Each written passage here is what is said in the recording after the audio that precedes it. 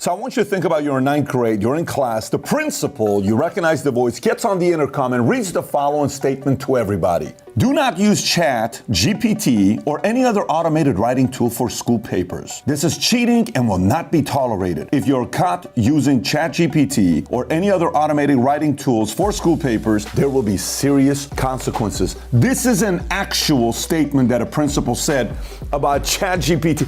Where was ChatGPT when we were in high school? Can you imagine some of these papers? By the way, in a minute, I'm gonna go on the website. There's two things we're gonna search on this website, ChatGPT, that got 1 million users in 5 days. Faster than Facebook took them 2 years. Faster than Pinterest, it took them 4 months. Faster than Angry Birds took them 35 days. We're gonna test two things. One, I'm gonna search, write a rap song as if Tupac would write it. Two, I'm gonna say, I want a paper written on the Iranian Revolution written by Donald J. Trump's voice. Let's see what it says. Having said that, what the hell is ChatGPT? Let's learn about it.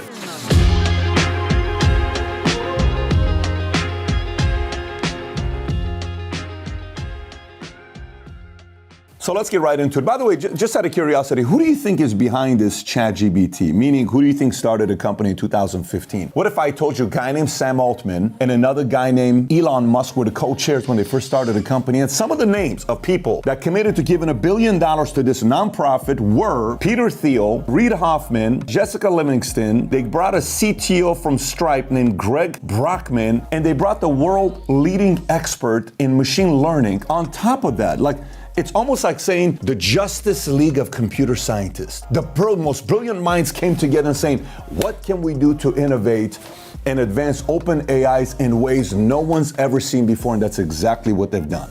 So now you may be asking, so Pat, what's the big deal about ChatGPT? I mean, don't we already have Google? What's the difference between this and Google? I mean, it can't be better than Google, right? So let me give you a visualization. Imagine you go to a library. Google is you go in and say, hey, I would like to read a book on the history of the Iranian Revolution. No problem. Here's a book. Go read it. That's Google. You go to ChatGPT, you go and say, hey, can you give me the summary of what happened in the Iranian Revolution? Yes? Here you go. It just gives it to you.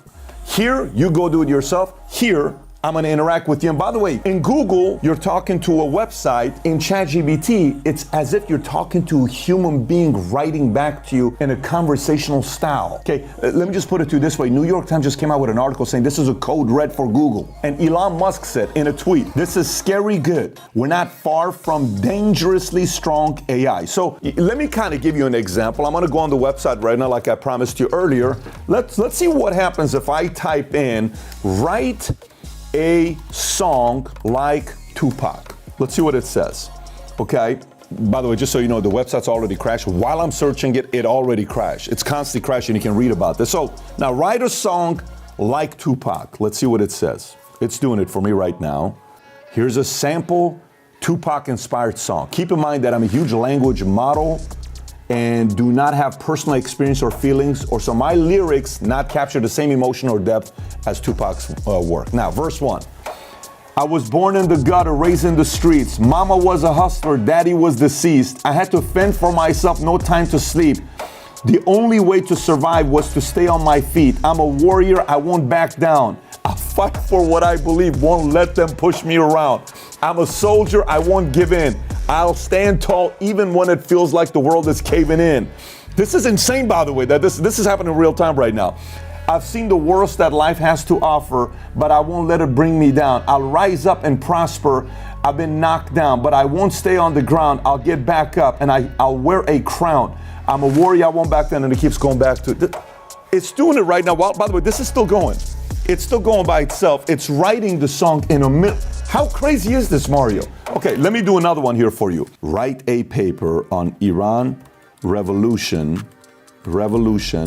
and make it sound like Donald Trump. The Iranian Revolution was a huge deal, folks. It was a time of great upheaval and turmoil in the Middle Eastern country of Iran. The revolution was led by Ayatollah Khomeini, who was a very dishonest and corrupt man. He was supported by many radical Islamic groups, and they were all determined to destroy the great and peaceful country of Iran. Under the leadership of Khomeini, the Iranian people were subjected to all sorts of horrors. It's still going, it's still writing it. I mean, what are you going to write a paper for? FYI, you know what's happening? The whole thing with the principal saying you cannot use this anymore. So teachers are starting to realize that kids are using ChatGPT. There's a website called Quillbot, which you'll go here and get the paper. Then you take it from there, put it on Quillbot. Then Quillbot makes it seem like you wrote it, so the school cannot track it. And then you submit it in, and the teacher has to believe that you wrote it or somebody else wrote it, but they can't track it. I mean, do you realize how big of a disruption this is for copywriters, for schools, for teachers, for professors? How are you going to know now?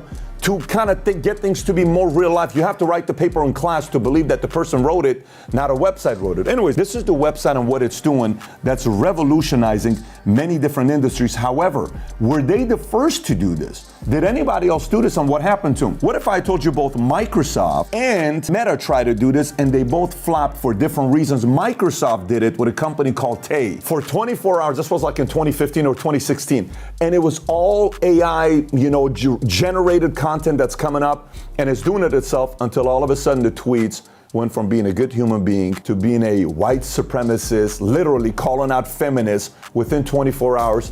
That project was over with for Microsoft. And Meta had a similar type of website called BlenderBot 3, but they had a challenge because a user asked a question about who won the election, and BlenderBot 3 claimed that Donald Trump won the election. Obviously, it was over from there. But now ChatGPT, what they've done the last few weeks has gone from $0 to $29 billion in valuation. So they're the ones so far that have been able to get it right the most. Doesn't mean they're not going to have any glitches, but so far, so good in the first few weeks. So what does this mean to everybody? To you, to me? To the consumer, it's just another cool tool to use. But to people involved in spaces like technology, copywriting, they're going to experience a lot of disruption. So that could be leading to unemployment, or it could lead to millions of new jobs being created, just like nobody thought some of these websites were being created. Oh my God, that thing's going to eliminate so many jobs. No, Google created jobs. YouTube created jobs rather than they created many different unique ways of making money. So advancement, innovation coming at a very, very fast pace. And by the way, this may not be the brick phone, but it could be the Nokia phone, okay, that we're talking about with advancement. This is definitely not at the level of the smartphone or the iPhone, so it's going to be very interesting where this AI goes to. We're definitely going into uncharted territories that we've not been in, which means get used to having to adapt and learn very, very quickly, and having to see things that we've never been used to before that can disrupt many different industries or help you grow your business to the next level. Having said that, I got another video I want you to watch. I want to get your thoughts on ChatGPT. Comment below. I'll be reading your comments, but also another video I want you to watch. 2023 predictions, what I'm calling 2023 the year of. If you've not seen that video, click here to watch the video. Take care, everybody. Bye-bye.